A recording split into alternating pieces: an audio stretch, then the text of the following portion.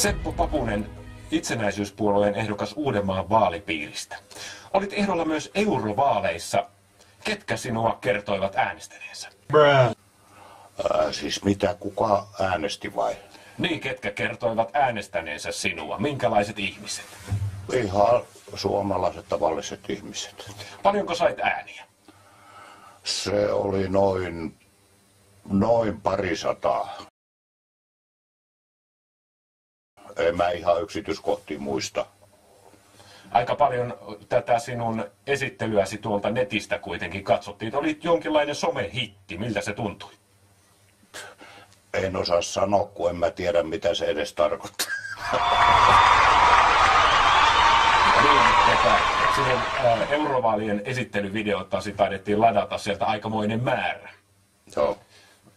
100 000 tai jotain, näinkö se oli? 94 000.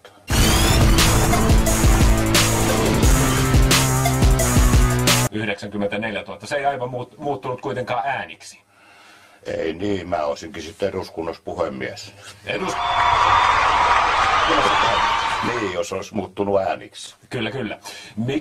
Mikä politiikan sektori on kaikkein lähinnä sinua?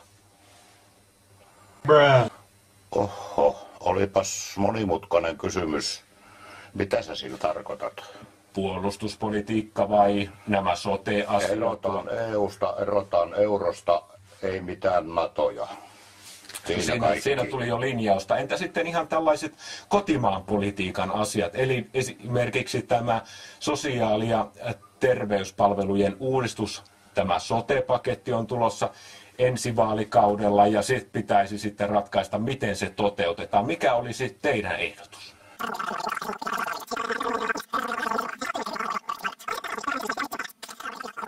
Entä mikä on sinun lääkkeesi siihen, miten Suomeen syntyisi uutta yritystoimintaa? Oho, ja olipa monimutkainen kysymys. Mä olen itsekin entinen yrittäjä, niin mä kyllä tiedän miten, mutta kyllä täällä on niin paljon niitä semmoisia keksittyjä jarruja. That would have to be the master kush. Mitkä jarruttaa sitä yritystoimintaa. Mitä jarruja? Mitä tarkoittaa? No vaikkapa verokin esimerkiksi. Pienyrittäjille olevat verot, niin ne on ihan jostain. Niin, mitä veroja pitäisi vähentää? Mikä verolaji? Hohoja. No, helpoin homma olisi esimerkiksi arvonlisäverot on aivan älyttömät. Se on kuitenkin aika tärkeä valtion budjetin kannalta. Luopuisitko arvonlisäverosta? Ei sitä kokonaan tarvitse luopua, mutta kyllä sitä on.